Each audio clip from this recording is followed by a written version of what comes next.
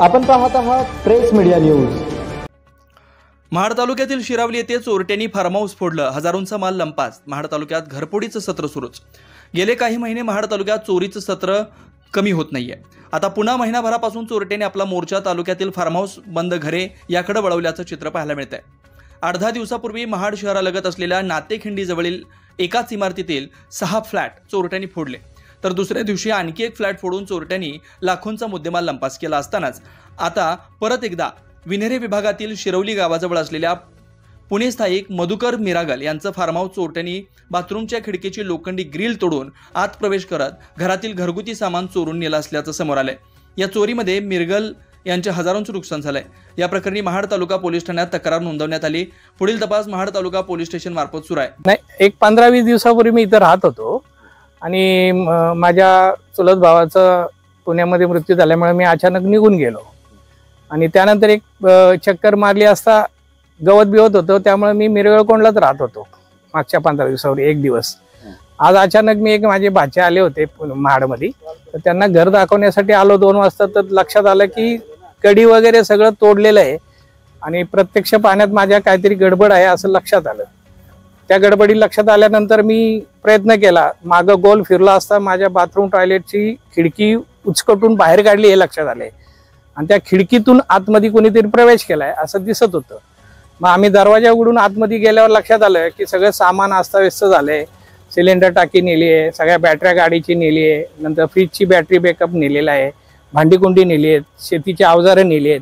जे प्रथमदर्शनी जे मला सगळं दिसलं, नळ नेलेत सगळे, म्हणजे असे एक 10-20 हजाराचं सामान आमचं जे काय नवीन होतं कोरं ते काढून त्यांनी घेऊन गेले आणि पाण्याचा फ्लो वरतून खाली आल्यामुळे पाणी संपलं होतं सगळं, म्हणजे याचा अर्थ ते त्या नळामुळे ते पाणी गेलं होतं।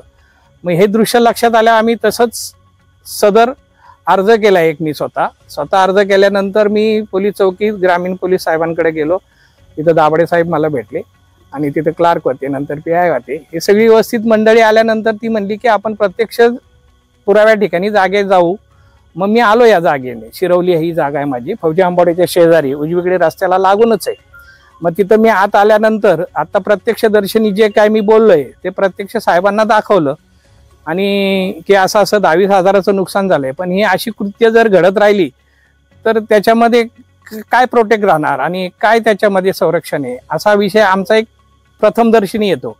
पण मला कोऑपरेट कोणी केलं, ग्रामीण पोलीस स्वतः आले, सगळ्यांनी ते इन्व्हेस्टिगेशन केलं। पण ह्याला काहीतरी एक वाचा फुटली पाहिजे किंवा अशी दळबद्री कार्यक्रम जे कोण करतात, जे कार्यकर्ते असतील किंवा कोण चोर भुरटे असतील, तर त्यांना ह्याच्यातनं काय मिळावं अशीच आमचे। आता गरीबाचं एखादं असेल तर काय होणार, आणि 20-25 हजाराच्या नुकसानाने आता ठीक आहे, आमचं काय सोनं सानं नव्हतं तिथं, त्यामुळे आम्हाला थोडंसं काही नुकसान कमी झालंय। पण 20-25 हजार नुकसान म्हणजे सर्वसामान्यांना कमी नाही।